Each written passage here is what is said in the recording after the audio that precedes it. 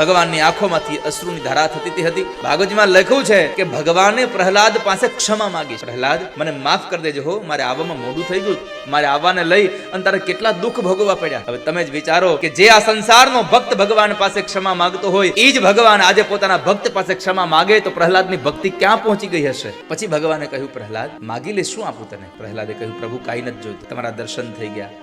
અરે માગી લે, આપું કઈક તને. પ્રહલાદે બીજી વાર ના પાડી. પરમાત્માએ ત્રીજી વાર માગવા કહ્યું. પ્રહલાદે કહ્યું, એક કામ કરો પ્રભુ, મારા પિતાજીએ બહુ તમારો દ્વેષ કર્યો છે, એને તમારું ધામ આપી દો. આને વૈષ્ણવ કહેવાય. પ્રહલાદને દુઃખ દેવામાં બાકી ન રાખ્યું. અને જ્યારે એ પ્રહલાદને ભગવાને ઉગાર્યા અને ભગવાને માગવાનું કહ્યું તો એમ કહ્યું કે જેણે મને ભલે ગમે તેટલું દુઃખ આપ્યું પણ તમારો દ્વેષ કર્યો છે ને, એટલે એને તમે મુક્તિ આપી દો. આ સંસારનો સાચો વૈષ્ણવ એ છે કે મારું દુઃખ મારું ખરાબ કરનારનું પણ ભગવાન તમે હારું કરજો એવી ભાવના હોય તો સાચો વૈષ્ણવ છે આ સંસારનો. તો ભગવાને કહ્યું કે બેટા, તારા જેવો દીકરો જે કુળમાં જન્મે એના પિતૃને મુક્તિ જ મળી જાય છે, એને ભટકવું ન પડે. તારા માટે કંઈક માગ.